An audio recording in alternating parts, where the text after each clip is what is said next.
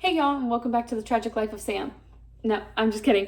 Today we are going to be making homemade mustard, ketchup, and actually powdered sugar. Those are kind of like staples in our household, from breakfast items to condiments we use almost with every meal because my kids are obsessed with ketchup, mainly. So let's get started. All right, just to keep it easy, I'm going to start with the quickest thing, which is powdered sugar.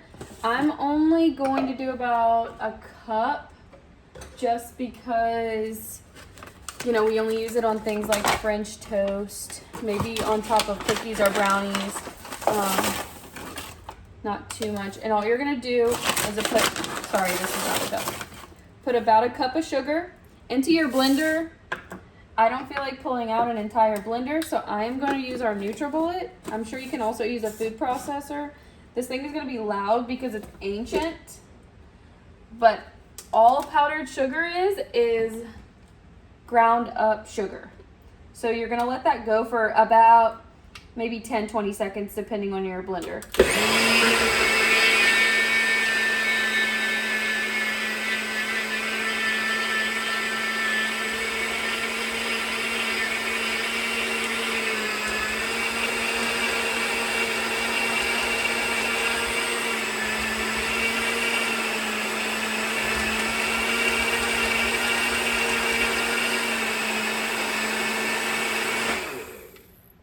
That's it. Powdered sugar. Pop that lid off. And look at that. Nice. Good. Powdered sugar you can put on top of brownies or whatever. I'm going to use it for French toast. I love French toast. So now let's go ahead and move on to the mustard. Okay, now for the mustard, you're going to need water, apple cider vinegar, mustard seeds, and salt. I'm going to use my NutriBullet again, but first what you need to do is you need to take your mustard seed. You need 4 tablespoons of that mustard seed. 1, 2,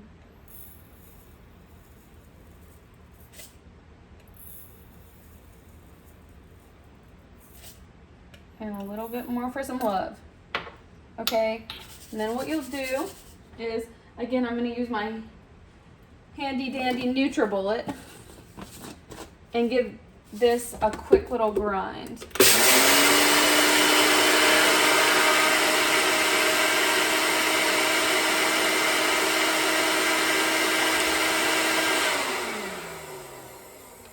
Wow. Then when you have a nice powder, just let it set for a minute.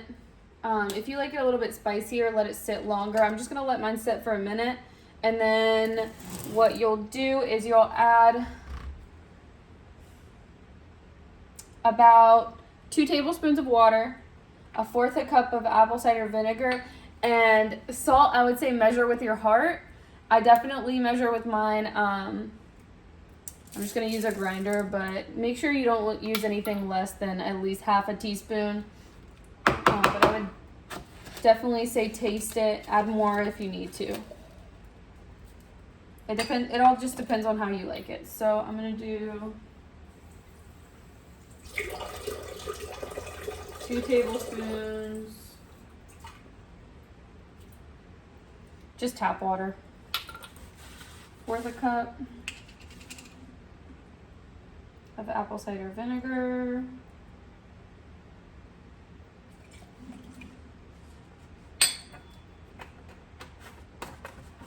And then again, just measure with your heart.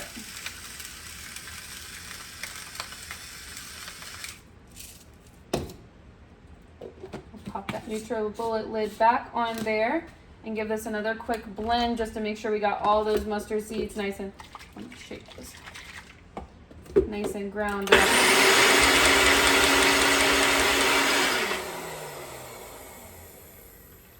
Just a quick blend. Give it a quick little shake.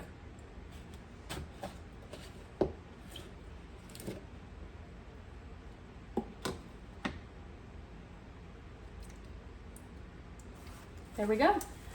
All right, now it's time for the most important condiment in our household, and that would be ketchup. So I am using a recipe card, so bear with me. This is tomato paste. It's about a whole can. I used about maybe a tablespoon out of it. And then I stuck it in a Ziploc bag and froze it. It's thawed now. So I'm gonna use that. And you're just gonna combine all of the ingredients we have in a pot. And I would definitely recommend grabbing all of the ingredients first. You're gonna need onion powder, garlic powder, ground mustard, allspice, salt, apple cider vinegar, and a light brown sugar. You don't have to have the pan heating, but you do need a spatula. A wood spoon is recommended, but I don't have one of those, so we're just gonna wing it. Okay, so I got my tomato paste in there. I'm gonna do my brown sugar next, which is gonna be about half a cup. I'm just gonna use 1/4 of a cup because I need 1/4 of a cup anyways. So I'm gonna do 2 of these, so something like that. Don't mind my measurements there. Close enough. So about half a cup of brown sugar. You're gonna start off with half a cup of water.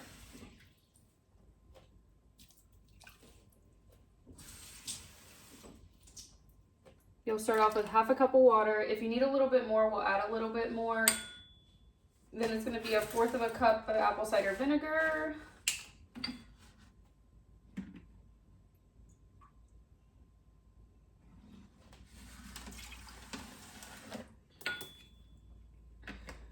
Let's see.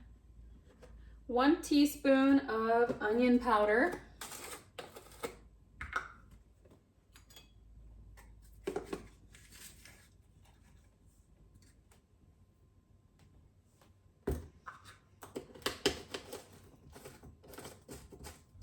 Half a teaspoon of garlic powder. I'm going to use a little bit more than that. The recipe calls for half. I'm going to use a little bit more. I'm going to use like 3/4. Half a teaspoon of the ground mustard.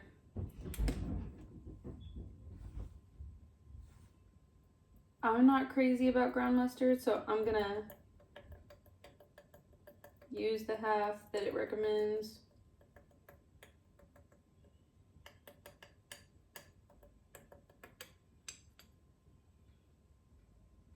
Definitely not using all that.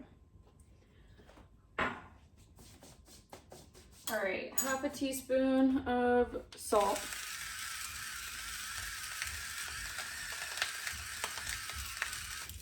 Should be about something like that. 3/4 of a teaspoon of cinnamon. And I'll make sure to use that. I don't love the flavor of cinnamon, but you can't really taste it in the ketchup.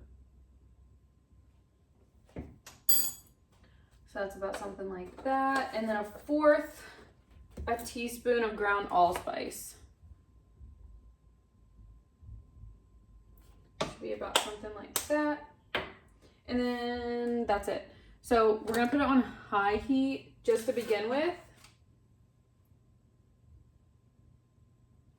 And then bring it to a boil. As soon as it starts boiling, we will turn it down. Let me get this mixed up here and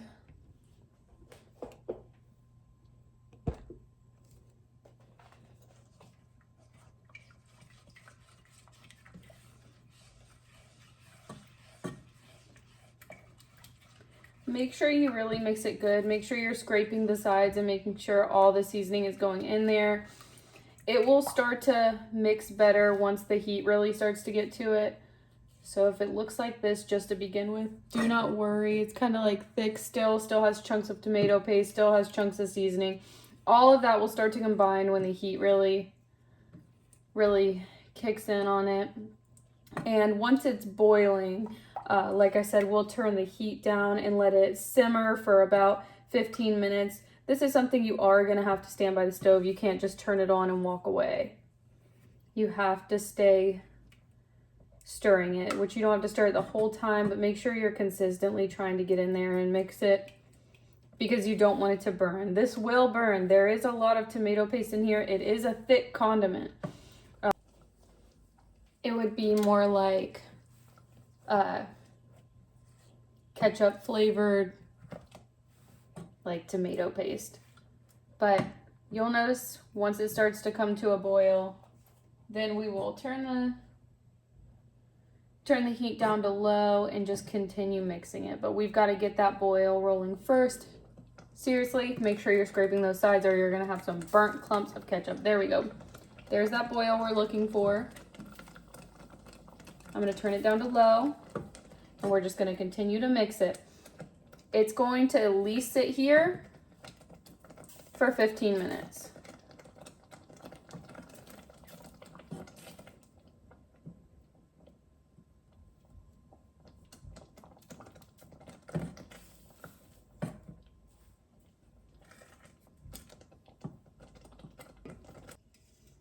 Okay, so it's been about 15 minutes at this point. You know it's done when you can go like this and it doesn't immediately flow back in the middle because it's gone thick. What you're gonna wanna do is let it rest for about 5 minutes, then you can go ahead and transfer it into a jar. If you can it, it's good for about a year. It's still gonna be good after that, but you might lose some of the quality of taste, but it's still safe to eat. So let it set about 5 minutes and then go ahead and transfer it to a jar and enjoy. As you can see, all of these recipes can be done in less than an hour. You can knock all of these out and you can have clean ingredients and know what's in your food, not all of those preservatives and different dyes and all the other mess that's in food now. Let me know if you guys try these. I can't wait to see you on the next video. Make sure you like, comment, and subscribe. Bye, y'all.